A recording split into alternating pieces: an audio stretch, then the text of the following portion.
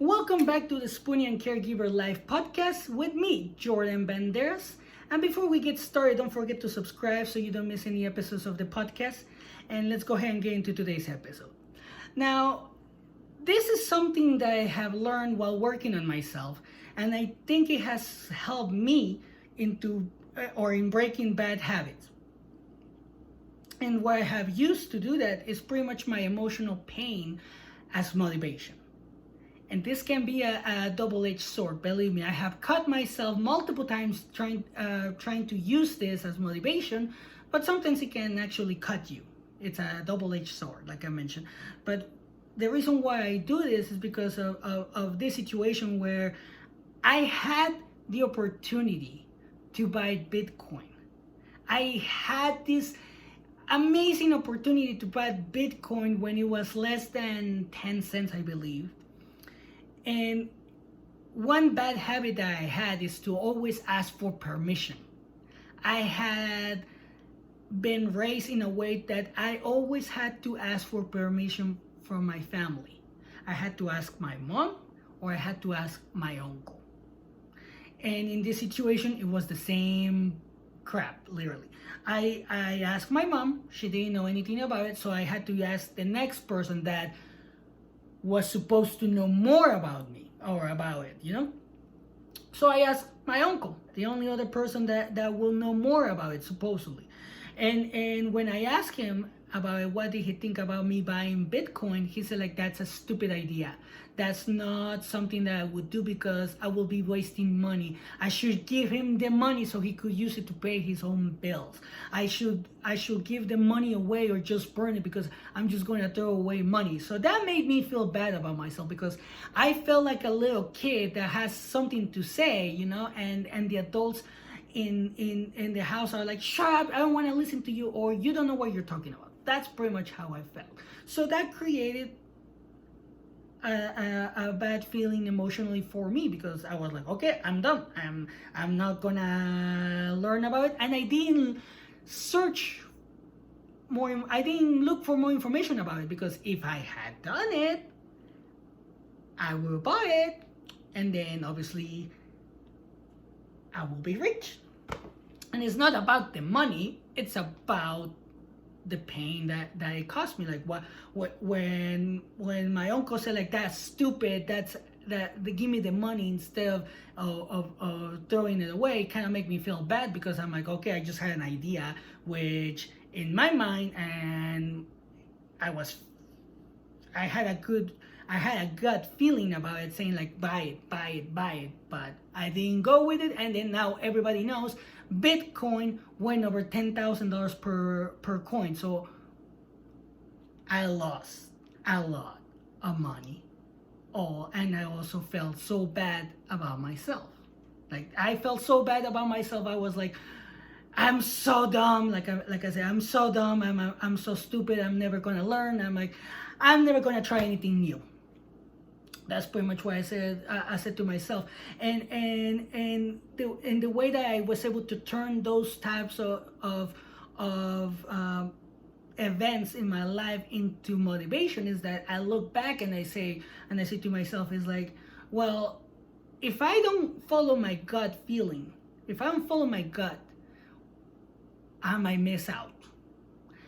Just like with the Bitcoin, because like I said, it's not about the money. It's about knowing that I had this opportunity, which turned out to be amazing, but I didn't go with it because of bad advice. So what I'm doing now is that I still ask for advice, but I break out the habit of just taking the destructive advice, of just seeing it as destructive, like in the situation where I asked my uncle and he said everything that he said. If I ask somebody hey, I want to invest on this, because now I learned how to invest in stocks and everything like that. So if I ask somebody hey, what do you think about this stock? And somebody says, oh, it's stupid, or whatever, kind of like what my uncle said, I'm like, I have a different feeling about it, so I'm gonna go with my gut.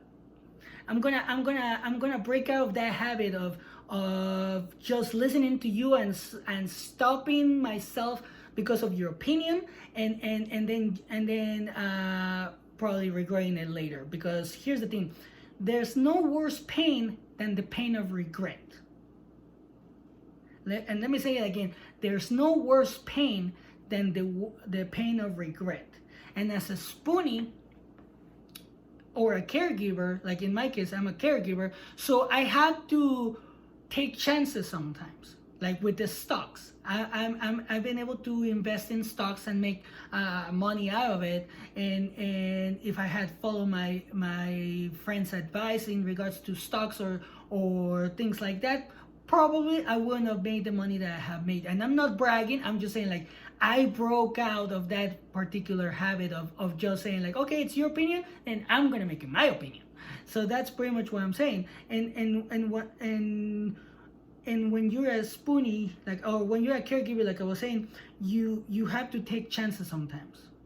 You have to follow your gut and say, and if you have a gut feeling, let's say like you have to take a new job that is gonna pay you more, and you know you can do it, but you feel, or you ask somebody for help or for an advice, and they say, like, no, you have to think about your spoonie, you have to think about this, you have to think about your bills, what about the insurance, because I've been through that. So it's not easy, because it's like sometimes people's opinions make you doubt yourself. But if you have doubted yourself for so many years because of others' opinions, we're going to have to break out of that habit. We're going to have to look back at previous experiences, kind of like with the Bitcoin story, about how somebody else's opinion or idea of something didn't work out for me. It didn't work out. So that's pretty much how I do it.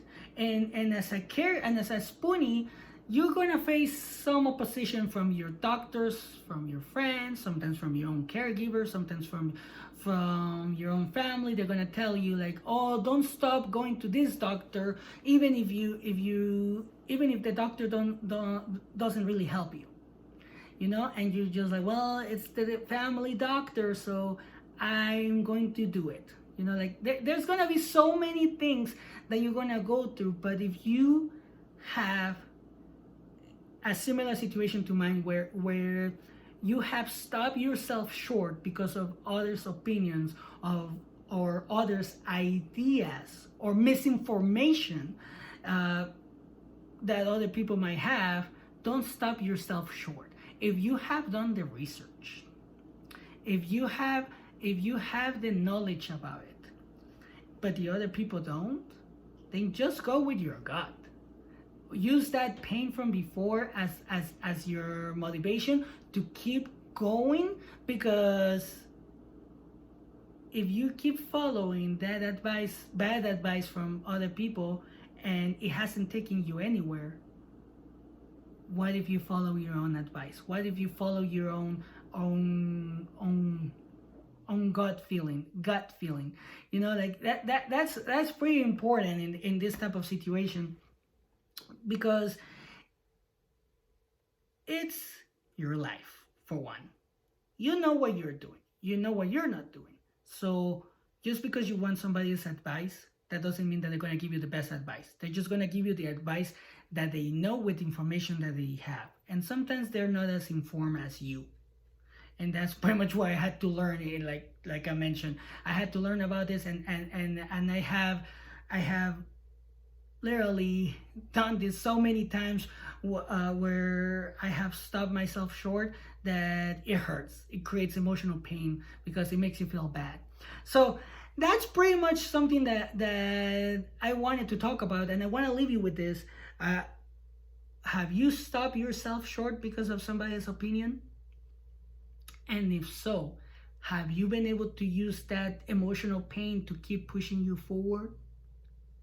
And that's pretty much it for today's episode. Thank you again for listening. Thank you for all your feedback, your support, and everything. I really, really appreciate it.